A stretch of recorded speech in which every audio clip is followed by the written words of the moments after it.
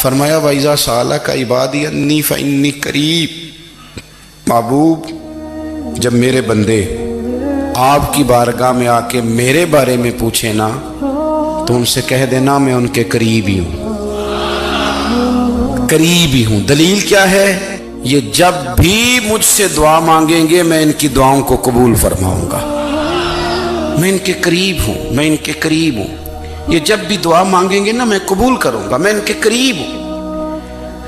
اللہ تبارک و تعالیٰ کے بندے اللہ سے محبت کرتے، رب کی بارگاہ میں جھکتے، اس کو اپنے دکھ سناتے، اس کے پیارے محبوب صلی اللہ تعالیٰ علیہ وسلم کا وسیلہ لے کے اس کے حضور حاضر ہو جاتے، پیشانیاں سجدوں سے روشن ہوتی۔ ہم نا ہر چیز کے لیے وقت نکالتے ہیں، ہر چیز کے لیے، لیکن عبادت کے لیے وقت نہیں نکالتے۔ ہر شے آباد ہے، ہر شے، ہماری فیس بک بھی آباد ہے، واٹس ایپ بھی آباد ہے، ہمارے ٹویٹر بھی آباد ہیں، ہماری ہر چیز آباد ہے۔ سب سے کم آباد ہمارا مصلی رہ گیا ہے، سب سے کم۔ وہ لوگ اب ڈھونڈنے سے ملتے ہیں جن کی بغل میں مصلی ہوتا تھا۔ میرے بھائی آپ کتنا کو دنیا کے پیچھے بھاگو گے تھکا دے گی، کتنا دولت کے پیچھے بھاگو گے تھکا دے گی۔ آپ جب اپنی زندگی میں جمع تفریق کرو گے نا تو مرتے وقت احساس ہوگا کہ سارا کچھ تو لوگوں کے لیے کیا، اپنے لیے تو کاری کچھ نہیں سکے۔ اور ہم عبادت کے معاملے میں بہانے بازی بھی کرتے ہیں۔ ہم کہتے ہیں اوہو رزق کمانا بھی تو عبادت ہی ہے نا، تو میں حلال روزی کے لیے جا رہا ہوں، یہ بھی تو عبادت ہے نا۔ میری طرح کے لوگ کہہ دیتے ہیں کہ میں سویرے اٹھ کے مدرسے میں کچھ اسباق دیکھتا ہوں تو یہ بھی تو عبادت ہے، میں بیان کرنے کے لیے مطالعہ کرتا ہوں تو یہ بھی تو عبادت ہے نا، اتنے لمبے سفر کر کے ملک میں دنیا میں گھومتا ہوں تو یہ بھی تو میں عبادت ہی کر رہا ہوں۔ اب اسپیشل نفلوں کے لیے وقت کس طرح نکلے، اسپیشل کر کے تسبیح میں کیسے چلاؤں، میں سارا کچھ ہم بہانے بنا لیتے ہیں نا۔ میرا سوال یہ ہے کہ یہ ساری باتیں صحابہ کو، نبی کریم کو، دیگر لوگوں کو بھی تو پتہ تھی نا، لیکن آپ غور تو کریں 23 سال حضور کو وقت ملا، مختصر وقت ظاہراً تبلیغ کرنے کے لیے، پوری دنیا میں دین بھی پھیلانا ہے۔ گھر میں 11 ازواج ہیں، 4 بیٹیاں ہیں، ان کی اولادیں، سارے کام کاج بھی دیکھنے، لیکن سیدہ طیبہ طاہرہ حضرت عائشہ صدیقہ رضی اللہ تعالیٰ عنہ فرماتی ہیں سارا دن تبلیغ کرتے، ہر غلام کے دکھ سنتے، گھر میں آتے تو اپنے گھر والوں کا خیال کرتے، کام میں ہمارا ہاتھ بٹاتے۔ قربان جاؤں، کہتی ہیں زمانہ سارا سو جاتا لیکن آمنہ کے لال مصلی بچھا لیتے۔ دنیا سو گئی، ساری سب سو گئے، جو خدام تھے، وہ جو غلام تھے وہ سو گئے۔ صحیح مسلم میں لفظ ملیں گے، سیدہ پاک فرماتی ہیں او میرے نبی کے غلاموں، میں نے یہ رنگ بھی دیکھا ہے کہ حضور نے اتنا کھڑے رہے، اتنا قیام کیا، اتنا قیام کیا کہ مقدس پیروں میں ورم آ گئے، سوج گئے پیر، اتنے بڑے۔ دل پہ ہاتھ رکھ کے نہیں بتا سکتا کہ میرے کبھی نماز میں پیر سوج گئے، کوئی نہیں بتا سکتا۔ بچوں کی روٹی کماتے تھک گئے بات الگ ہے، ہم سیر کرنے گئے تو تھک گئے بات الگ ہے، لیکن عبادت میں یہ بھی تو مسلم شریف ہے نا، یہ بھی تو دین ہے نا، یہ بھی تو حضور کی سنت ہے، یہ بھی تو وہ چیز ہے جو کریم کی آنکھوں کی ٹھنڈک ہے۔ سیدہ فرماتی ہیں پیروں میں ورم آ گئے، اور ساری رات ہی حضور نے نماز پڑھی اور ایک ہی آیت بار بار دہرائی۔ مسجد نبوی میں بلال حبشی نے فجر کی اذان دے دی اور حضور ابھی مصلی پہ تھے، کریم فارغ ہوئے، میں نے عرض کی یا رسول اللہ صلی اللہ علیہ وسلم آپ کے تو صدقے اللہ اگلے پچھلوں کے گناہ معاف کرے گا، تو آپ اتنی آہوزاری کیوں فرماتے ہیں؟ آپ تو شفیع ہیں، آپ تو انبیاء کے امام ہیں۔ تو حضور نے فرمایا عائشہ تم نے گنوایا ہے نا میرے اللہ کی مجھ پر کتنی رحمت ہے، افلا اکونا عبدا شکورا، فرمایا اگر اس نے اتنی نعمتیں دی ہیں تو کیا میں اس کا شکر گزار بندہ نہ بنوں، میں شکر گزار بندہ نہ بنوں اس کا؟ پھر اگر اتنی نعمتیں اس نے دی ہیں، مجھے اتنا نوازا ہے، تو پھر میں اس کے سامنے سجدے نہ کروں؟ او میرے بھائی، بڑے قابل فخر لوگ ہیں ہم کہ ہم نبی پاک کے غلام ہیں، ہم قابل فخر ہیں کہ نبی کریم کے غلام ہیں، کیا کبھی اس غلامی کے شکرانے میں بھی 2 نفل پڑھے کہ یا اللہ تیرا شکر ہے تو نے ہمیں حضور کا غلام بنایا ہے؟ یاد رکھیں کہ اپنی روحانی زندگی کو آباد کریں، استغفار پڑھیں، تسبیحات کریں۔ حضرت عبداللہ ابن عمر رضی اللہ تعالیٰ عنہ حضرت عمر کے صاحبزادے ہیں، مکہ مکرمہ میں ان کی قبر ہے۔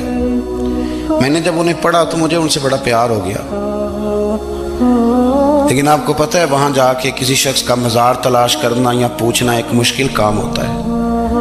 تو ایک دفعہ میں مکہ شریف میں حاضر تھا تو ایک گاڑی والا ڈرائیور مجھے کہنے لگا کہ مولانا میں آپ کو جانتا ہوں، مجھے آپ سے محبت ہے، ایک بات بتاؤں آپ کو۔ میں نے کہا بتاؤ۔ کہنے لگے حضرت عبداللہ ابن عمر کی قبر دیکھنی ہے۔ میں نے کہا یہ تو نہیں کہہ رہا، یہ کسی نے بندوبست کرایا ہے، یہ اللہ نے تیرے دل میں بات ڈالی ہے، یہ ہو گیا تو لے چل مجھے۔ حضرت عبداللہ ابن عمر کو نبی پاک نے فرمایا تھا راجل صالح، یہ نیک بندہ ہے، یہ متقی آدمی۔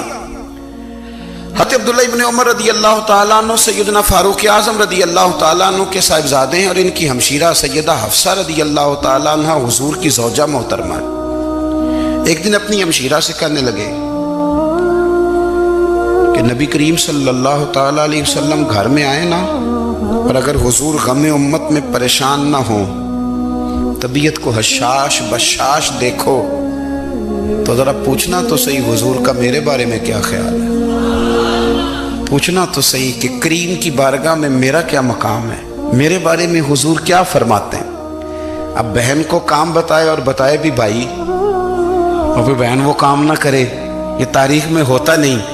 حضرت عمر فاروق رضی اللہ تعالیٰ عنہ کی صاحبزادی ام المومنین رضی اللہ تعالیٰ عنہ فرماتی ہیں کہ میں تو بس منتظر تھی، انہوں نے تو کہا تھا نا کہ اگر تم حشاش بشاش دیکھو تو بات کرنا، لیکن حضور تشریف لائے، میری باری تھی، میرے گھر تشریف لائے، کھانا پیش کیا تو فوراً میں نے عرض کی حضور ایک بات پوچھنی تھی۔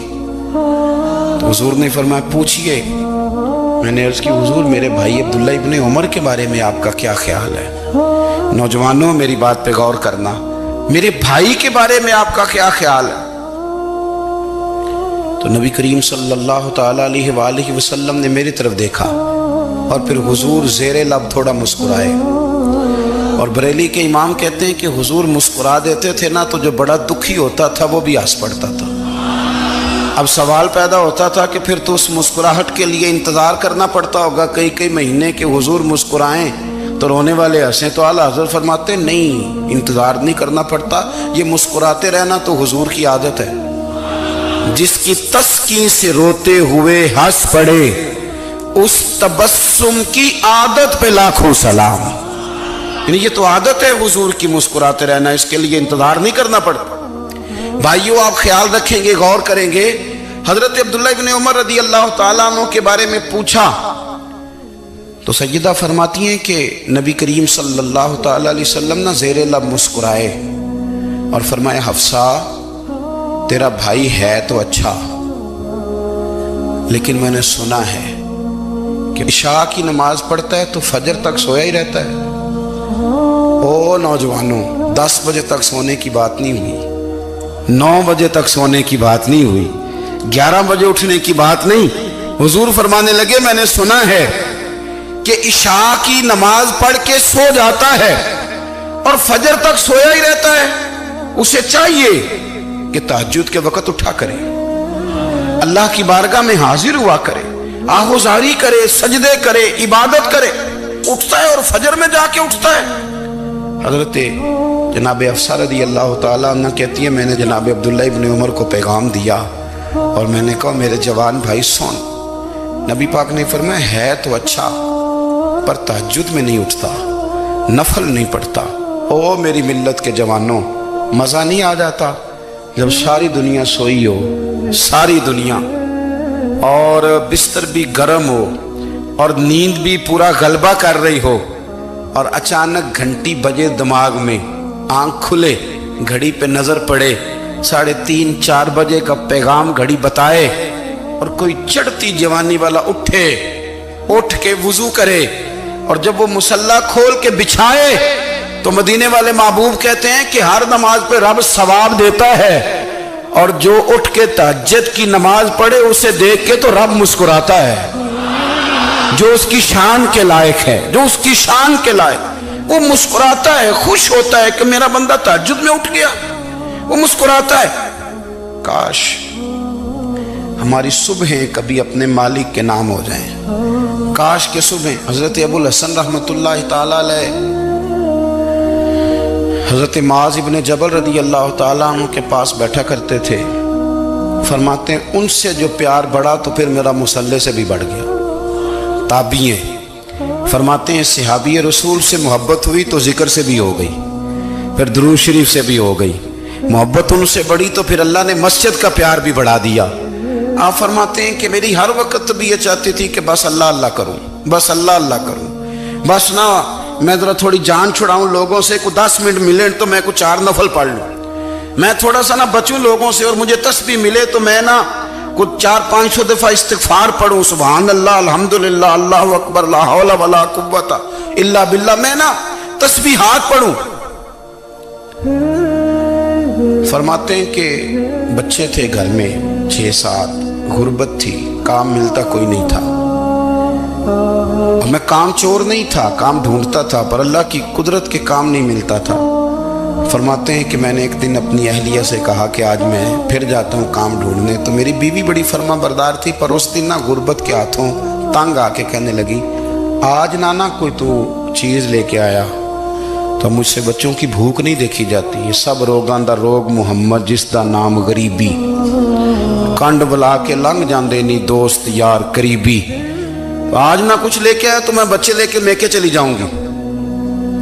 شیخ فرماتے ہیں کہ میں بڑا پریشان گھر سے نکلا، پر میں نے صبح سے لے کے زور تک کام ڈھونڈا، کام ملا کوئی نہیں، تو میرے دل میں خیال آیا چلو کام نہیں ملتا تو اللہ اللہ تو کرے نا، چلو بندوں کی مزدوری نہیں ملتی تو رب کریم کی عبادت ہی کرتے ہیں۔ فرماتے ہیں کہ میں نے نا فرات کے پانی سے وضو کیا، نہر کے، شدید دھوپ تھی، ساتھ ریت تھی اور ریت تپ رہی تھی، میں نے اپنا رومال وہیں مصلی کے طور پر بچھا لیا، اور فرماتے ہیں کہ زور سے لے کر عصر تک نماز پڑھی، دھوپ بھی پورے زور پہ، پر میرے سجدے کا ذوق بھی پورے زور پہ۔ فرماتے ہیں سورج بھی چمک رہا ہے اور رب کی عبادت کا ذوق بھی پورے زور پہ، میں سجدہ کروں تو پھر میرا اٹھانے کو جی نہ چاہے۔ میرے استاد لکھا کرتے تھے، یہ ان کا شعر ہے، وہ کہا کرتے تھے مجھے سوز دے، مجھے ساز دے، اور مجھے نیم شب کا نیاز دے، دم سجدہ خود کو میں توڑ دوں، مجھے ایسا ذوق نماز دے، اور میں تیری بہار کا پھول ہوں، میں کھلا بھی ہوں تو تیرے لیے، مجھے میری شاخ سے توڑ لے، مجھے اپنی زلف کا ناز دے۔ بھائی فرماتے ہیں کہ عصر تک میں نے نفل پڑھے، دل ڈھلنے لگا، عصر کی نماز پڑھی اور میں وہاں سے چلا۔ اب میں جب نکلنے لگا تو دل میں خیال آیا کہ چھوٹی چھوٹی دیواریں ہیں گھر کی، بغیر کچھ لیے جاؤں گا تو بیوی دور سے دیکھے گی تو شور کرے گی کہ پھر خالی ہاتھ آ گیا ہے۔ کہتے میں نے اپنے اسی رومال میں جس پہ میں نے نماز پڑھی تھی نا، رومال میں کی آخی دے پنجابی جسافہ، کہتے ہیں اسی میں نا میں نے کچھ ریت بھر لی کہ وہ دور سے دیکھے گی تو سمجھے گی کچھ لے کے آیا ہے، چلو جا کے اسے بتا دوں گا کہ آج پھر مزدوری نہیں ملی۔ کہتے ہیں وہ ریت لے کر جب میں گھر میں گیا تو پہلے بیوی دروازے پہ کھڑی ہوتی تھی، پوچھتی تھی خالی ہاتھ آ گئے ہو؟ آج میں نے دیکھا تو ہے ہی کوئی نہیں۔ فرماتے ہیں میں اندر داخل ہوا، سلام لیے، کونے میں میں نے وہ رومال رکھ دیا اور میں نے آواز دی کہ بھلی مانس کہاں ہو؟ تو وہ کہنے لگی آپ منہ ہاتھ دھو لیں، میں روٹی لے کے آئی۔ میں نے کہا روٹی کہاں سے آ گئی؟ یہاں تو کئی دنوں کے فاقے، تو کئی دنوں کی غربت ہے، یہاں تو اس گھر میں تو فقیری ہے۔ فرماتے ہیں کہ وہ روٹی لے کے آئی اور اس وقت کی جو موجودہ نعمتیں تھیں، سمجھ لیں سلاد، اچار، ہر چیز ساتھ لائی۔ میں نے کہا کہ بچے کہاں گئے؟ کہنے لگی وہ کھانا کھا کے کھیلنے گئے، آپ کھانا کھا لیں آ جاتے۔ کھانا اس نے چن دیا۔ میں نے حیرت انگیز لہجے میں ساری نعمتیں اپنے دسترخوان پہ دیکھ کر کے بیوی سے پوچھا یہ کہاں سے آیا کھانا؟ بچوں کو تو نے کہاں سے کھانا کھلایا؟ یہ سارا کچھ کیسا ہے؟ کہنے لگی پتہ نہیں آج آپ کس کریم کی مزدوری کرنے چلے گئے تھے، پتہ نہیں کس کریم کی، میرے گھر میں تو اتنی نعمتیں آئی ہیں کہ مجھ سے سنبھالی نہیں جا رہی، اتنا اناج ہے، اتنا گندم ہے، کس کریم کے دروازے آج چلے گئے تھے؟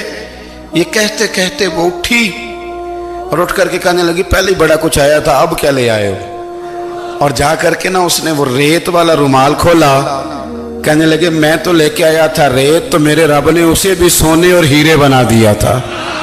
جب آپ کی توجہ اللہ کی جانب، میرے نبی پاک صلی اللہ تعالی علیہ وسلم نے فرمایا ہر چیز اپنے رب سے مانگ، ہر چیز مانگ، ہر چیز مانگ۔ یا رسول اللہ کیا کچھ؟